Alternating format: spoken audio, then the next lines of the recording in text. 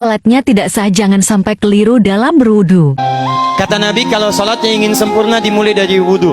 Yang pokok dalam wudu itu ada 4. Sisanya sunnah. Awas kalau yang 4 ini tidak sempurna maka batal wudunya. 1. Faghsilu wujuhakum, basuh wajahnya. Kalau disebutkan wajah dalam bab wudu, itu tidak ada yang lain kecuali bagian tampak muka. Jadi ya,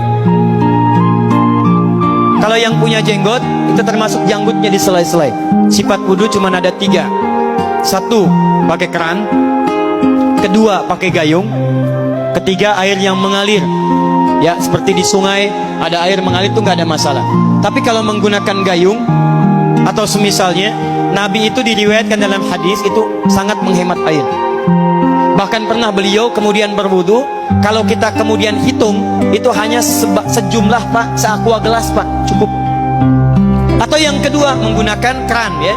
Kalau sekarang kita ada keran, contoh ini kerannya, ya, kerannya agak tinggi sedikit, dan kita sesuaikan. Ambil airnya, misal contoh, gosala itu bukan ditumpahkan, ambil air, tumpahkan di tempat yang akan dibasuh gini. Yang telunjuk itu kemudian menghapus atau menghilangkan kotoran di sela-sela mata, contoh.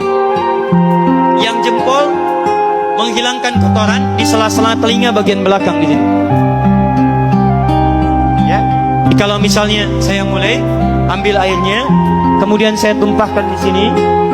Yang telunjuk membersihkan di jari-jari di sini, di sela-sela mata.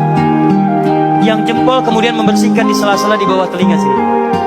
Kemudian di selesai. 1. Tahan sebentar ya, ini praktek dulu sebentar. 2. Wa aidiakum ilal marafiq, ini yang sering keliru. Dan tangan sampai siku, bukan dari siku ke tangan. Jadi saat kita mengambil air wudu, ambil airnya, tumpahkan dari sini ilal marafiq sampai ke siku ke sini. Balikan lagi ke depan. Jadi bukan kerannya dibeginikan, sikunya dibeginikan, takut, bukan. Jadi bukan siku diteruskan ke bawah. Yang tepat itu ambil airnya, kemudian basuh dari sini sampai dengan ke sikunya. Hati-hati, ini ada maknanya. Dan jika benar di hadis Muslim, jika orang wudunya benar seperti ini, maka bersamaan dengan jatuhnya air wudu itu, jatuh pula dosa-dosa dan kotoran yang melekat pada anggota tubuh. Tidak cukup dengan amin, nanti kita lihat dulu. Tangan selesai, pindah kemana? Bukan ke rambut, tapi kepala.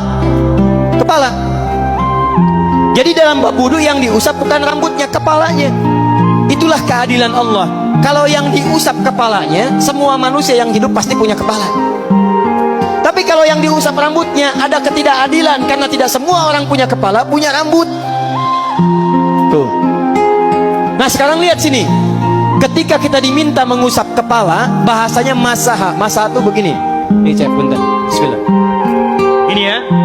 Ambil airnya, tumpahkan, baru kemudian diusapkan ke kepalanya. Paham ya? Kalau yang gosala, ambil, tumpahkan di tempat yang akan dibasuh. Tapi kalau masaha, hati-hati. Ambil airnya, tumpahkan, baru diusap. Jadi bukan diambil air, tumpahkan di kepala.